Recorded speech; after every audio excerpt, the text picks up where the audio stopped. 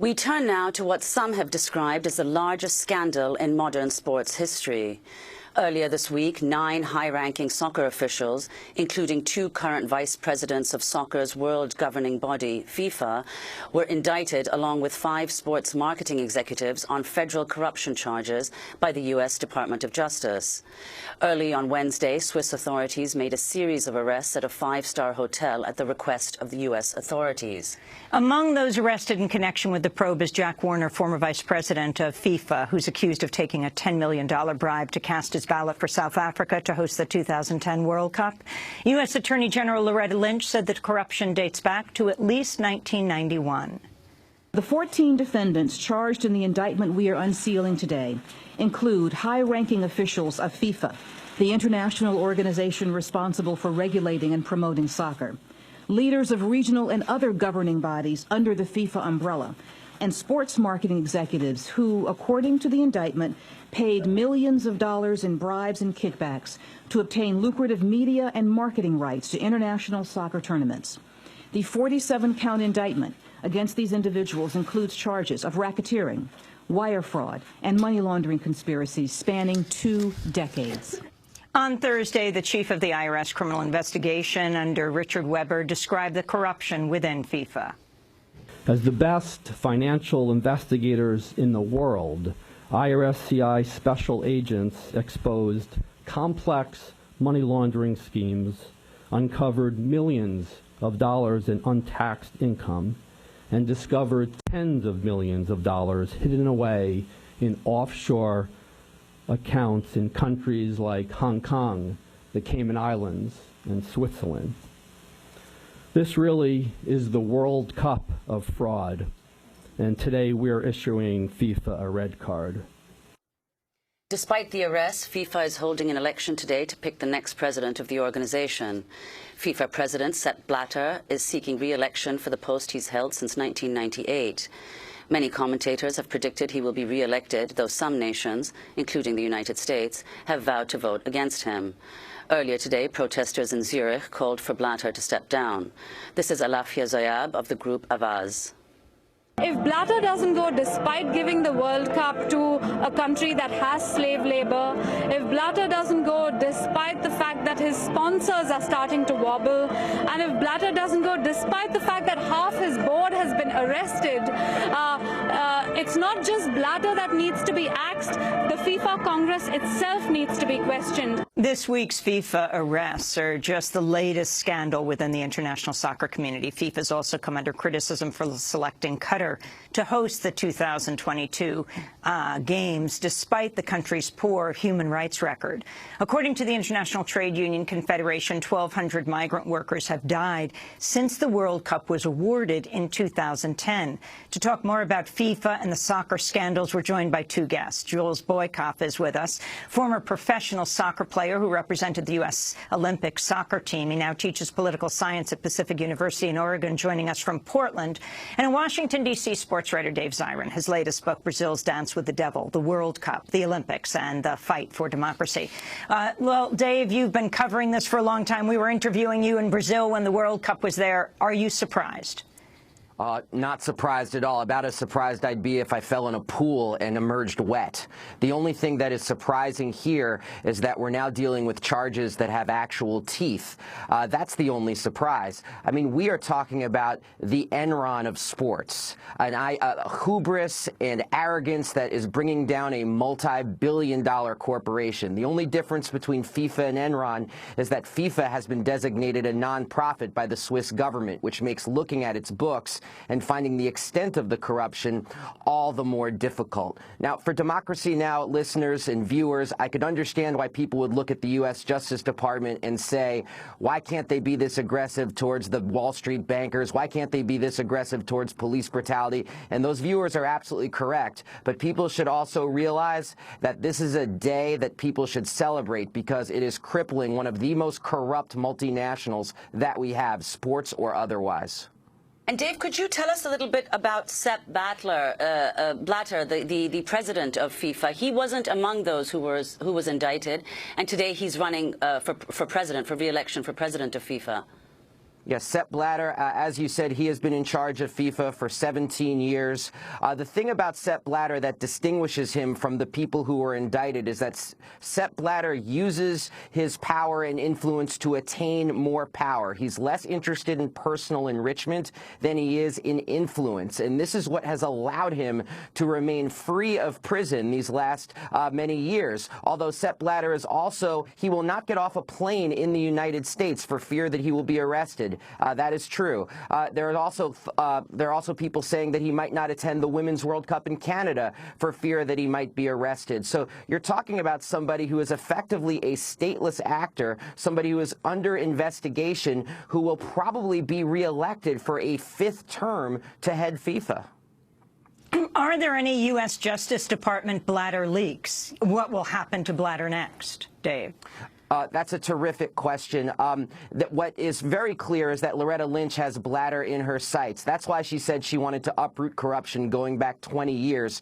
That's Blatter's term. And let's be clear about this, too. The U.S. Justice Department is going after FIFA very simply because the U.S. was not awarded the 2022 World Cup. If they had been, I don't think this investigation would be taking place. And also, let's keep in mind that the Justice Department has only gone after, at this point, a small part of the world, North America, Central America, these confederations. What it says to us is that this is just the tip of the iceberg. And if some of these FIFA vice presidents begin to talk, begin to flip, if you will, to use mafia parlance, what we could be looking at is the bringing down of Sepp Blatter and perhaps the beginning of the end of FIFA itself. Could you talk about the revelations regarding the Clinton Foundation having received hundreds of thousands of dollars from the Qatari World Cup Committee when Bill Clinton was serving as the U.S. World Cup, a delegate with the U.S. Cup World delegation, the World Cup delegation? Yes. Not only has the Clinton Foundation received hundreds of thousands of dollars from the Qatar World Cup Committee, it has also received millions of dollars from the Qatari government over the last several years. And the Clintons are going to have to answer this question because, as you said in the intro, the Qatari World Cup construction has an absolutely monstrous body count, 1,200 deaths, slavery, and even the prevention of Nepalese migrant workers of going home to Nepal after the recent earthquake to go to funerals for members of their family. Now, there is this lore that's out there in the media that Bill Clinton was so angry after the U.S. did not get the World Cup bid for 2022, he broke a mirror, and that signaled that the United States was going to get serious about corruption in the World Cup. This is mainstream media hooey. What you see much more clearly is a very bizarre, very unexplained connection between the Qatari royal family, the Qatari World Cup bid, and the Clinton Foundation, which allegedly was to facilitate less labor abuses, when in reality we have not seen that at all. The Guardian has an amazing figure. Despite Qatar's promises to improve conditions, Nepali migrants have died at a rate of 1 every 2 days in 2014 in Qatar. Yeah, and that blood is on Sepp Blatter's hands as well. Even though, ironically, Sepp Blatter was not in favor of the Qatari bid, he has said that this World Cup will go on in 2022, quote-unquote, over his dead body. That's his words. Even though it's 125 degrees during the summer in Qatar, even though they're going to have the World Cup in 2022 in the fall, which will effectively cut into, if not completely reorganize, the European soccer leagues, which are the world's most popular. And that's why I think 2022, if Blatter is reelected and if we have a situation where he's not imprisoned, where we could be looking at the crack-up of FIFA in the years to come, because the splits are really profound. And the splits are unclear.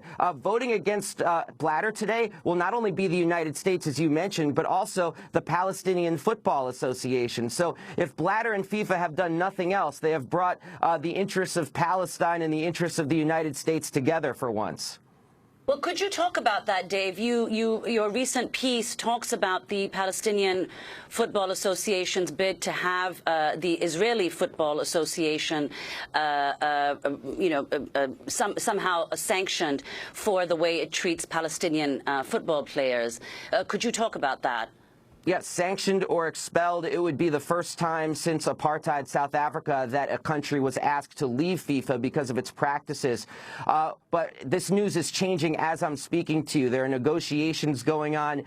Israel, from what I hear from news reports, is already relenting on what has been a blockade preventing players in Gaza from traveling freely to the West Bank. And that's what the Palestinian Football Association is charging Israel with. They're saying they are choking out their ability to develop soccer because of the way that they get in the way of free movement of players, free movement of coaches, and perhaps the most damning accusation towards the Israeli Football Association is that they have created and formed 5 or 6, depending on reports, clubs in the occupied territories in the settlements of the West Bank. So it's Israeli Football Association using soccer as a way to take land that should rightfully be part of a possible Palestinian state. And they're saying that the Israeli Football Association should be removed from FIFA unless they agree to cease these practices. And there are furious negotiations going on as we speak to try to head that off. Russian President Vladimir Putin has come out in defense of the embattled FIFA president, Sepp Blatter.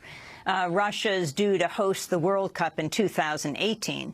Putin drew comparisons between the alleged attempt to oust Blatter and the charges brought against National Security Agency whistleblower Edward Snowden, who's got political asylum in Russia, and WikiLeaks founder and editor Julian Assange. He accused the U.S. of meddling outside its jurisdiction. With regard to the arrests that have been made, it looks very strange, to say the least, because the arrests have been made at the request of the American side on charges of corruption. And who were charged? International officials. We can assume that some of them may have violated something. I don't know. But it's clear that the U.S. has nothing to do with that anyway. Those officials are not U.S. citizens. And if some event indeed happened, then it happened not on the United States territory. And the U.S. has nothing to do with that. This is yet another blatant attempt to extend its jurisdiction to other states. Dave, Siren, your response? That was, of course, Vladimir Putin. Well, I mean, Vladimir Putin will also be having to answer in the weeks and months to come new allegations about the use of prison labor to create World Cup facilities in Russia. But that being said, one thing that Putin is saying, which is true, is that the United States Justice Department is using statutes that was granted to it by law after 9/11 as a way to conduct international anti-terror arrests in other countries that they have extradition agreements with. So this was a post-9/11 arrest using anti-terror statutes as a way to arrest foreign officials and bring them to the United States for trial. And these anti-terror statutes are so broad that if someone even tries to send money through a computer server in the United States, it dings off a server in the U.S., then the U.S. Justice Department has jurisdiction to go into another country, conduct an arrest, and bring people back to the U.S. for trial. So this is the United States playing Globocop. That is irrefutable. Jules Boykoff, I want to ask you, you've played competitively for the U.S. In international soccer tournaments. What was your response when this scandal broke with FIFA? And can you say a little about the way in which soccer has changed from the time that you played to now? Absolutely. Well, corruption in FIFA has been an open secret for a long time. I actually was a little bit surprised when the allegations came out, and I was surprised that the Justice Department would pursue this using the legal means at its disposal. Soccer's changed a lot over the years, and it's become a big-time money enterprise, and there's a whole lot at stake. FIFA is supposedly a nonprofit organization, yet it sure is profitable. It has holdings of about $1.5 billion. It made nearly $5 billion off the Brazil World Cup.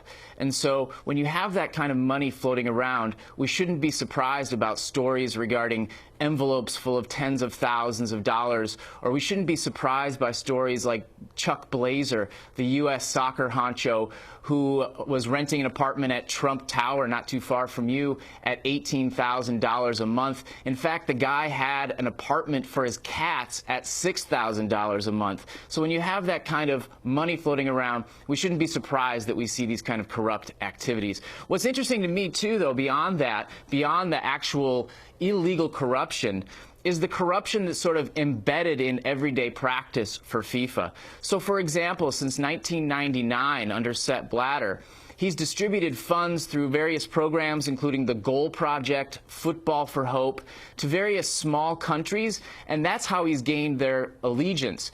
So your listeners and viewers might be wondering, how the heck is this guy going to possibly get reelected shortly?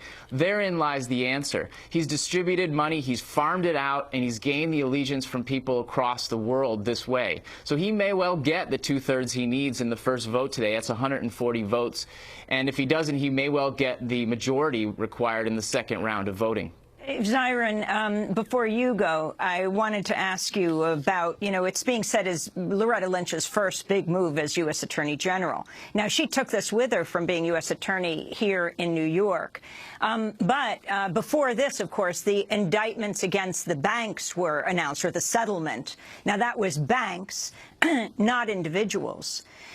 What about that comparison that you see all these people hauled off, but when it comes to the banks, no one is named?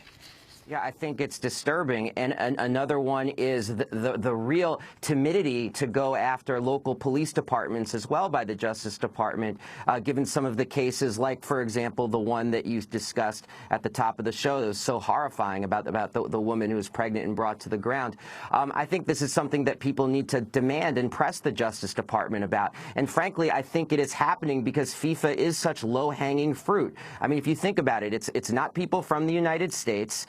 It looks extremely aggressive, and FIFA's reputation has been terrible for about 20, 25 years. And so this idea of, oh, people are actually doing something about FIFA, especially at a time when soccer is growing in popularity in the United States, this is a very, very popular bipartisan move for the United States to do. And for the right wing, it also looks very muscular because it's going overseas to play Global Cop and make an arrest and bring people then back to the United States for trial. Yet lost in all of this is the precedent, first of all, that the U.S. is setting by going overseas on a non-terror case to make an arrest and bring people back. And what's being lost is that you have bankers in this country who facilitated the largest theft in the history of thieves back in 2008, and yet they remain free. I think that's something people need to continue to press and ask this Justice Department, if they're this muscular with FIFA, why not with the Wall Street bankers? Jules Bianchi, talk about the Women's Cup.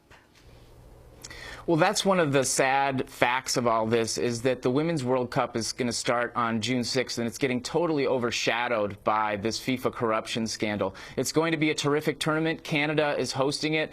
We're going to see women from across the world play some terrific soccer in front of us. Unfortunately, they're going to be playing on artificial turf fields, which has been a point of major disagreement from the women players who will be coming to Canada because of the possibility of injury increasing and because it changes the game, makes it a bit faster and different than it is on grass. But certainly, FIFA has a long history of flinging misogyny in every direction. Back in 2004, Sepp Blatter stated quite clearly, when asked how we could make the women's game more popular in the world, he suggested that they wear tighter shorts. For real. 10 years later, he didn't even recognize Alex Morgan, one of the top 3 players in the world up for the FIFA Player of the Year award. He didn't even recognize her at the gala banquet dinner. Also, beyond that, he walked up to Abby Wambach's wife, Sarah Huffman, and thought she was Marta, the Brazilian star who'd won the FIFA award 5 times. So misogyny in FIFA, sexism in FIFA runs deep, and this has been one of the sad side effects, is that we're not talking about what's going to be a terrific tournament. Well, we want to thank you both for being with us. Jules Bianchi teaches political science at the Pacific University in Oregon, author of Activism in the Olympics, Dissent at the Games in Vancouver and London, as well as Celebration Capitalism and the Olympic Games. In the 80s and 90s, he represented the U.S. Olympic soccer team in international competition. And thanks to Dave Siren, sports columnist for The Nation. This is Democracy Now! When we come back, we go to Texas, where floods have killed many people. We'll talk about climate change from Texas to India. Stay with us.